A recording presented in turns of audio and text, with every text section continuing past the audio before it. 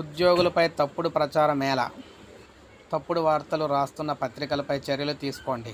రాష్ట్ర ప్రధాన ఎన్నికల అధికారి ముఖేష్ కుమార్ మీనాకు ఏపీ గవర్నమెంట్ ఎంప్లాయీస్ ఫెడరేషన్ వినతి.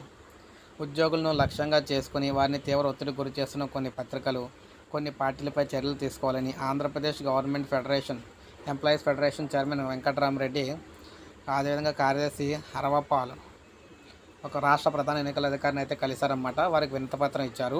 ఉద్యోగ సంఘం నాయకులుగా ఉద్యోగులతో కలిసి వారి సమస్యలపై చర్చించే వెసులుబాటు తమకు ఉంటుందని కూడా వీరైతే పేర్కొన్నారన్నమాట. ఇది తెలుసుకోకుండా ఎన్నికల ప్రవర్తన నియమావళి పేరుతో కొందరు కావాలనే తమపై తప్పుడు ప్రచారం చేస్తున్నారని, ఎన్నికల కోడ్ అమల్లోకి వచ్చిన తర్వాత మేము ఎప్పుడూ కూడా ఎక్కడా కూడా ఫలానా నాయకుడికి ఓటేయమని కూడా చెప్పలేదని చెప్పేసి వీరైతే అన్నారన్నమాట. సో మరి ఈ విధంగా వీరు ఎన్నికల సంఘాన్ని అయితే కలిసి వినతిపత్రం ఇవ్వడం అయితే జరిగింది. సో మరి ఉద్యోగ సంఘాలు మరి చూడాలి మరి ఏం జరుగుతుంది ఏంటనేది నెక్స్ట్. సో ఒక లైక్ చేయండి, సబ్స్క్రైబ్ చేసుకోవాలి, మన ఛానల్ సబ్స్క్రైబ్ చేసుకొని